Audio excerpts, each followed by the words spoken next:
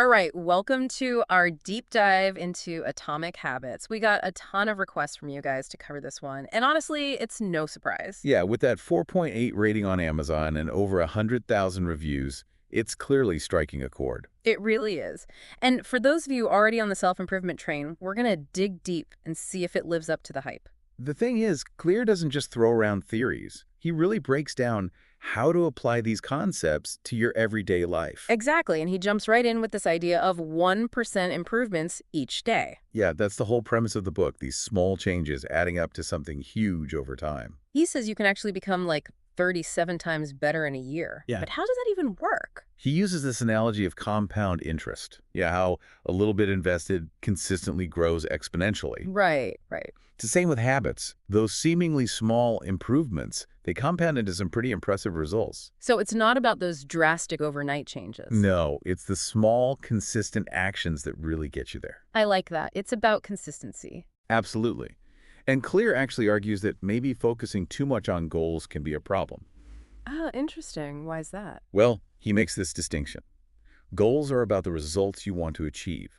Systems are about the processes that lead to those results. So it's not about the destination, it's more like the journey. More like building the vehicle that's going to get you there. Okay, I see where he's going with this. So by focusing on the system, You ensure that you're constantly making progress, even after you hit a specific goal. that makes a lot of sense. Okay, so I'm starting to see why people love this book. Hmm. But one thing that really stands out is this idea of identity-based habits. What's that all about? This is where Clear gets into the psychology of it all. He's saying we don't just act out of habit, we act based on who we believe we are. Mm, It's not just doing, it's being. wow. So to really change our behavior for good, we need to change how we see ourselves. Exactly. You have to shift that self-image. That's powerful, but how do we actually do that? He gives this two-step process. First, decide who you want to be. Really visualize the person with the habits you want. Okay, yeah. Then you have to prove it to yourself with small wins. I see. So every time you act in line with that identity, you're reinforcing it. Right. Each action kind of solidifies that belief, making the habit stick. That's fascinating. So it's about acting as if you're already that person you want to be. You got it. And as you act and see yourself succeeding, that new identity starts to feel real. Now, to build those habits, Clear introduces this framework he calls the 4 laws of behavior change. Oh, yeah, I've heard of these. Tell me more. He basically says any habit, good or bad, goes through 4 stages: cue, craving, response, and reward. And this creates what he calls the habit loop, right? This neurological feedback loop. Exactly. It explains why bad habits are so hard to break. They're literally wired into our brains. That makes a lot of sense. So how do we use these laws to our advantage? Well, Clear gives us these rules to manipulate that loop, to build a good habit, make the cue obvious, make the craving attractive, make the response easy, and make the reward satisfying. So basically, make good habits easy and enjoyable, and bad habits the opposite. Exactly. Make those bad habits difficult and undesirable. Okay, that makes sense. But how do we apply that in our everyday lives? That's what I'm wondering. That's where Clear's cheat sheet comes in. He provides all these tactics and strategies. We'll get into those next time. Awesome. Can't wait to dive into that. I'm already seeing why you were so excited to tackle this one. It's packed with practical wisdom, for sure. Next time we'll unpack some of those tactics so you can put them into action. Okay, so let's get into that cheat sheet. I'm ready for some actionable strategies. All right, well, let's start with making the cue obvious. Yeah, Clear talks about this strategy called habit stacking. habit stacking, yeah. You're basically linking a new habit to an existing one. So like a chain reaction of good behavior. Yeah. So if I wanted to start meditating every day, I could do it right after I brush my teeth, for example. Right, you're using that existing habit as a trigger for the new one. Gotcha. So you're not just relying on memory. It's more like creating a shortcut in your brain, leveraging those existing neural pathways. That's a great way to think about it. So it makes the new habit feel almost automatic. Exactly, effortless.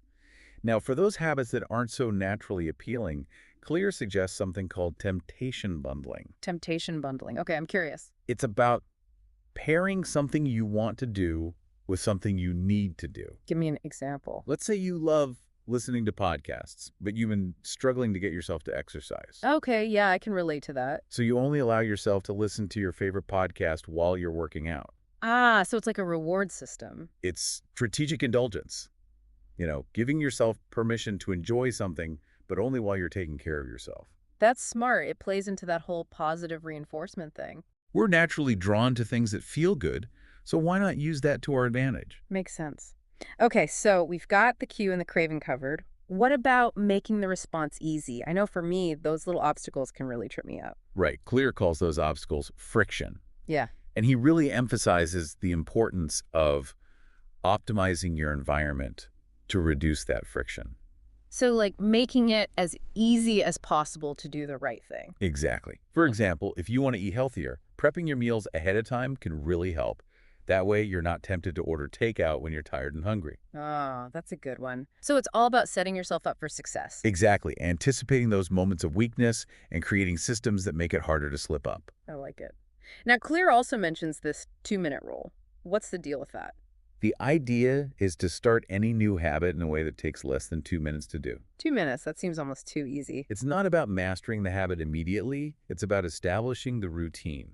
I see. So even if I just sit down at my desk and open my laptop for 2 minutes each day. Right. Even if you don't write a single word, you're still reinforcing that habit of showing up consistently. Okay, that makes sense. It's about building that momentum slowly. Exactly. Focus on consistency over intensity in those early stages. All right, so now on to the final part. Making the reward satisfying.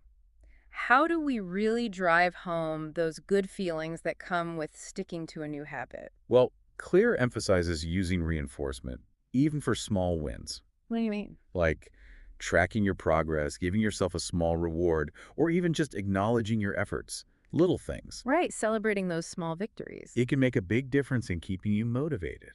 And it goes back to that whole identity shift thing, doesn't it? It does. You're rewarding yourself for acting in line with your desired identity, strengthening those connections in your brain. So it's like you're training your brain to associate positive feelings with those new habits. Exactly. You're making those behaviors stick. But we haven't talked about breaking bad habits. Do these 4 laws apply there too? That's what I'm wondering. Is it the same process? You can absolutely use these laws in reverse to break bad habits. Mm. You just have to understand how they work neurologically.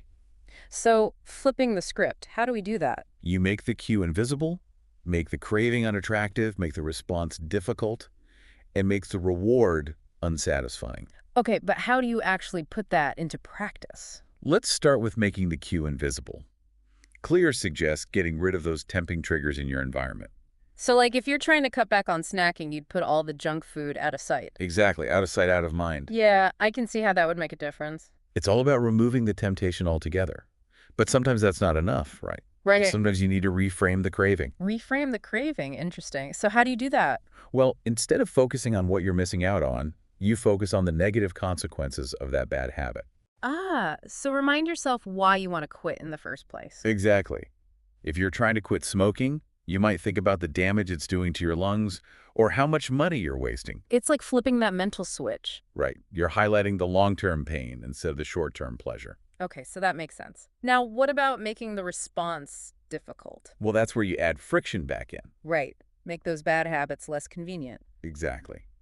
So if you're trying to reduce your screen time, you might keep your phone in another room or use a website blocker. So you're basically creating obstacles. Yeah, you're making it harder to give in to temptation. Interesting. It's like playing mind games with yourself. You could do that. It's about leveraging our natural tendencies. We all want to take the path of least resistance. And lastly, there's making the reward unsatisfying. Now that one seems tricky. How do you make something you enjoy not enjoyable? Clear talks about this strategy called accountability partnering. You team up with someone who holds you responsible for your actions. Oh, so you're less likely to slip up if you know you'll have to answer for it. Exactly. It adds a layer of social pressure. That's a good idea. I hadn't thought about that. It can be really effective. Yeah. We all want to look good in the eyes of others, right? Yeah, for sure. Are there any other strategies for making that reward less appealing? Well, there's also habit tracking, but with a twist.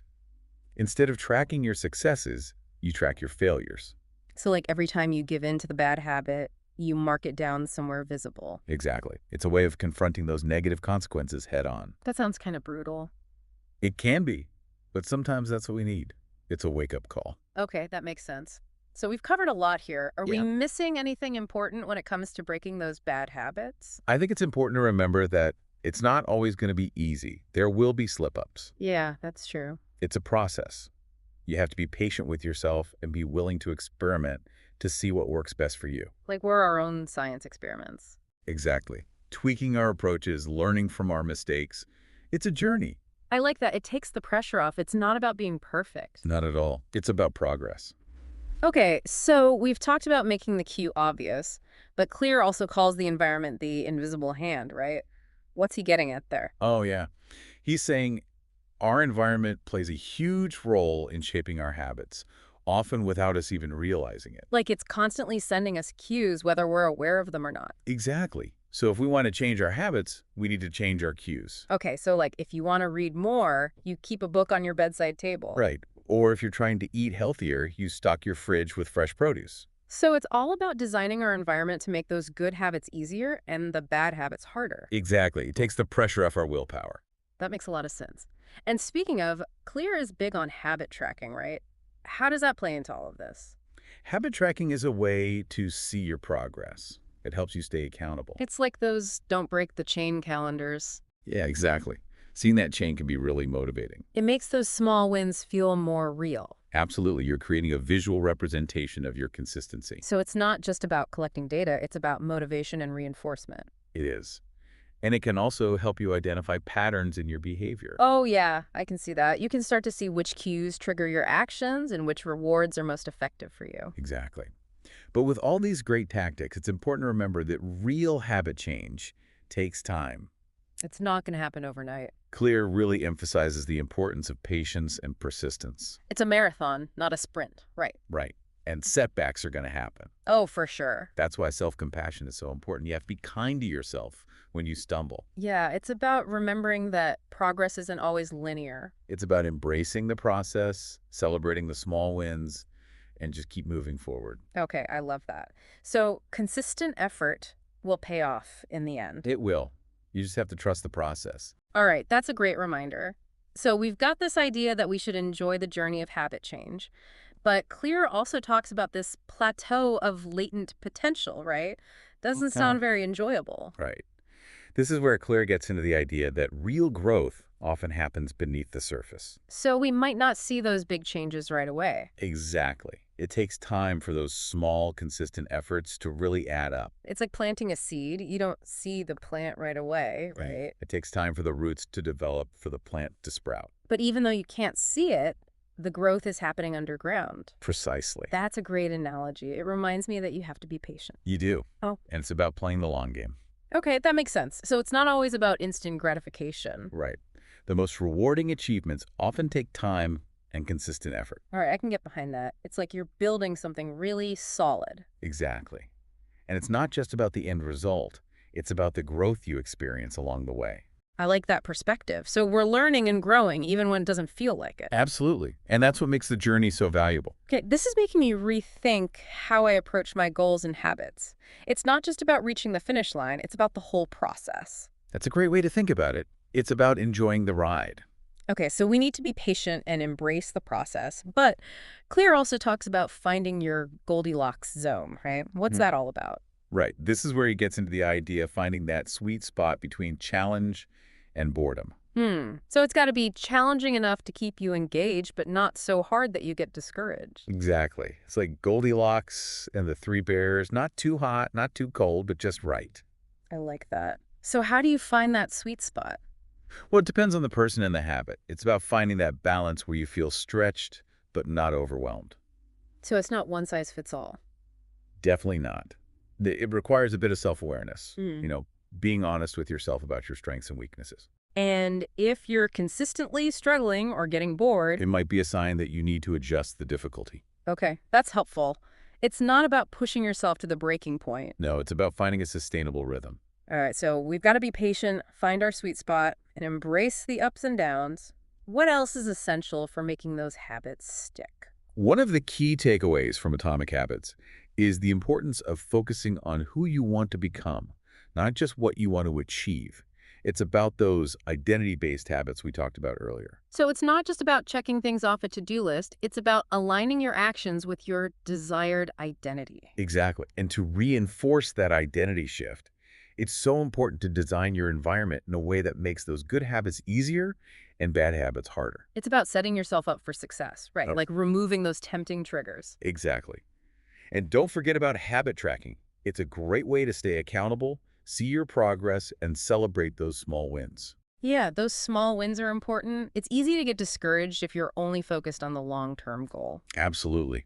And remember, building lasting habits takes time. It's a marathon, not a sprint. Be patient and don't give up. It's about consistency over intensity. Exactly. And remember, setbacks are a normal part of the process. Don't beat yourself up if you slip up. Just get back on track as soon as you can. So it's about being kind to ourselves. Absolutely. Self-compassion is crucial. It's about recognizing that we're all human and we're all going to make mistakes. That's a great reminder. So it's not about being perfect. It's about progress, consistency, and self-compassion. You got it. I love that.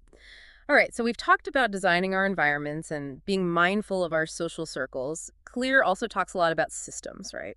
What's he getting at there? Well, he argues that we often focus too much on setting goals when we should really be focusing on building systems. So instead of just saying, I want to write a book, you create a system that makes writing a regular part of your day. Right. You're creating a structure, a routine that makes those desired behaviors automatic. So you're not relying on motivation or willpower, you're creating a system that runs on autopilot. Exactly. It's about being proactive, Hmm.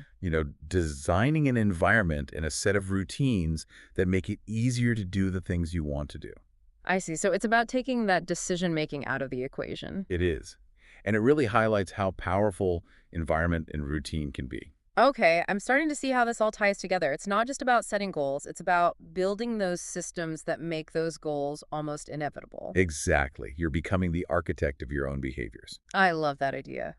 And speaking of systems, what about habit stacking? How does that play into all of this? Habit stacking is a great way to build on those existing routines and create those chain reactions of positive behavior. Right, like using an existing habit as a cue to trigger a new one. Exactly. You're basically hacking your brain to make good habits more appealing. That's a great way to put it. And the more you do it, the more those good habits become second nature. That's right. It's like they become a part of who you are. Okay, this is all making a lot of sense. But habit change can be tough, right? What about those times when we hit a plateau or experience a setback? It's going to happen. Progress isn't always a straight line. There will be times when you feel stuck or frustrated. So, what can we do to stay motivated during those tough times? Self-compassion is key. It's about being kind to yourself, Right. recognizing that setbacks are normal and not giving up. So, it's not about beating ourselves up when we slip up. Exactly. It's about learning from those mistakes and getting back on track. That's a much healthier way to approach it. So, it's about progress, not perfection. Exactly. I love that. It's a much more forgiving way to think about habit change. It is. It's about embracing the journey, the ups and downs. It's all part of the process. Okay, I'm feeling much more optimistic about this whole habit change thing now. We've covered so much in this deep dive, and it's clear why Atomic Habits has resonated with so many people. It's practical, it's insightful, and it really gives you a sense of control over your own life. Absolutely. It's a great reminder that we all have the power to change, one small habit at a time. That's a great message to leave our listeners with. Hmm. But before we go, I'm curious, you mentioned earlier that Clear talks about the importance of finding our tribe. Can you elaborate on that a bit more? Yeah. He emphasizes the importance of surrounding ourselves with people who support our goals and share our values. It's like finding those people who will lift us up and inspire us to be our best selves, right? Exactly. And it's a reminder that we don't have to do this alone. There's power in connection, in shared experiences, and in the support of others who are on a similar path. So it's about finding our community, our people. It is. It's about recognizing that personal growth doesn't have to be a solitary pursuit. We can share our struggles, celebrate our wins, and learn from each other along the way. I love that. So as we embark on our habit change journeys, it's worth asking ourselves, who are those people who will champion us, who will challenge us, and who will celebrate our successes along the way? That's a great question. And it's a powerful reminder that we all need support. We need people who believe in us, who encourage us, and who help us stay accountable.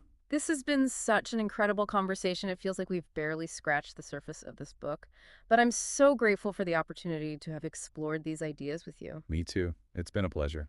And to our listeners, thank you for joining us on this deep dive into Atomic Habits. We hope you've learned some valuable insights that you can apply to your own lives. Remember, even small changes can lead to remarkable results.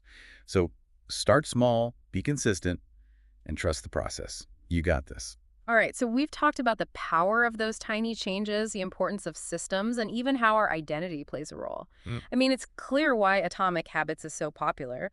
But for those of us who've already dipped our toes into this stuff, is there anything in the book that really goes beyond the basics? One thing that really stands out is how Clear emphasizes the impact of our environment. He even calls it the invisible hand that shapes our habits. The invisible hand, yeah, I remember that. It's like our surroundings are constantly influencing us, whether we realize it or not. Exactly. Like, if you're trying to eat healthier, but your kitchen is full of junk food, you're setting yourself up for a struggle. Right, you're making it harder than it needs to be. But if you surround yourself with healthy options, it makes those good choices much easier. That's the idea. You're designing your environment to support those positive behaviors. I'm okay, yeah. So it's not just about willpower, it's about being strategic. Exactly. And it's not just our physical environment either. Claire also talks about the importance of our social environment, the people we surround ourselves with. He talks about finding your tribe, right? Like a group of people who share your values and support your goals. Exactly. He even talks about these habit contagions, the idea that behaviors can spread through social networks. So it's like if you see your friends working out regularly or reading books, you're more likely to do those things yourself. Right. It's like those positive habits become the norm. It makes me wonder, if you're really serious about changing your habits, how important is it to be mindful of who you hang out with? It's huge. Uh, Clear really stresses the importance of being intentional about your social circle.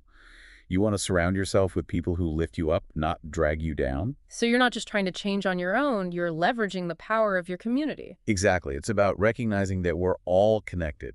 We influence each other. Okay, that's a powerful idea. So we've got our environment, our social circle, and Clear also talks a lot about systems, right?